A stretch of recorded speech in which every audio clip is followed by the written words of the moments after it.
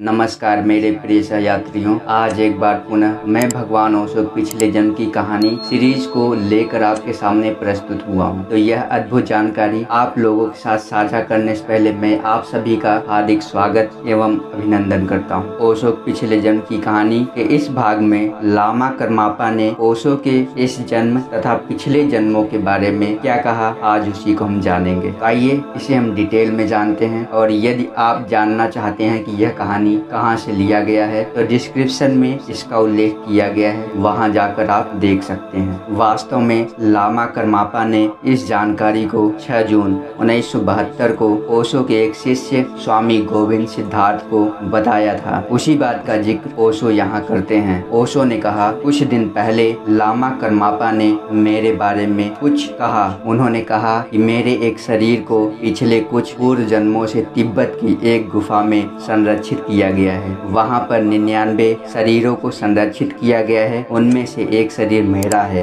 यह सभी बातें कर्मापा ने बताया। तिब्बत में वे शरीरों को हजारों वर्षों से संरक्षित करने की कोशिश कर रहे हैं, जिसमें कुछ एक्स्ट्राऑर्डिनरी बातें होती हैं। वे एक प्रयोग के रूप में इस प्रकार के शरीरों को संरक्षित करते हैं, क्योंकि इस प्रकार की घटनाएं बार बार नहीं होती और आसानी से घटित भी नहीं होती। हजारों वर्षों बाद कभी कभार ऐसी चीजें घटित होती हैं। उदाहरण के लिए किसी की तीसरी नेत्र खुलती है और जिस हड्डी में तीसरी नेत्र होती है उसमें एक होल कर देती है। इस प्रकार की घटनाएं सैकड़ों हजारों वर्षों में कभी कभार ही होती है। तीसरी नेत्र कई व्यक्तियों में खुलती है, लेकिन यह होल या छिद्र प्रत्येक व्यक्ति में नहीं होता। जब यह होल या छिद्र होता है, इसके पीछे यह कारण है कि तीसरी नेत्र बहुत तीव्र बल के साथ खुलती है और इस प्रकार की खोपड़ी या इस प्रकार की शरीर उनके द्वारा संरक्षित कर ली जाती है। उदाहरण के तौर पर किसी की काम ऊर्जा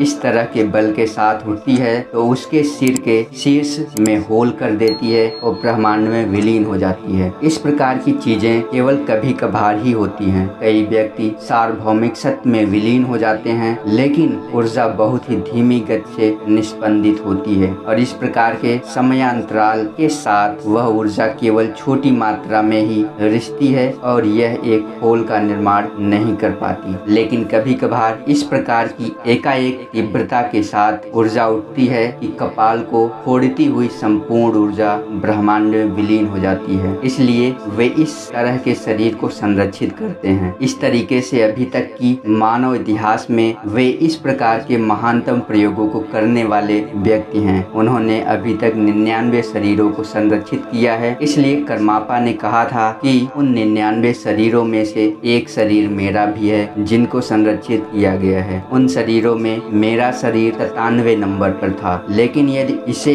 विपरीत तरफ से गिना जाए यह तीसरा हो सकता है। कर्मापा बहुत ही उत्तेजित थे यह बताने के लिए कि पिछले जन्म में ओशो से उनका घनिष्ठ संबंध था। कहा जाता है कि ओशो का जन्म 700 वर्ष पूर्व हुआ था। कर्मापा उस एक जन्म की ओर इंगित कर रहे थे जो पिछले जन्मों से भी पहले हुआ था। ओशो 2 जन्मों पहले उन महान अवतारों में से एक थे। यदि तुम ओशो के पिछले अवतारों में से एक को देखना चाहते हो तो तुम तिब्बत जा सकते हो और उनकी स्वर्णिम मूर्ति को देख सकते हो, जिसको अवतारों के एक हॉल में संरक्षित किया गया है। पूछा गया कि ओशो किसके अवतार थे तो उन्होंने उत्तर दिया, अभी यह एक रहस्य है। यदि कोई हमारे मठों में से एक का मुखिया नहीं होता तो हम यह आपको जरूर बताते।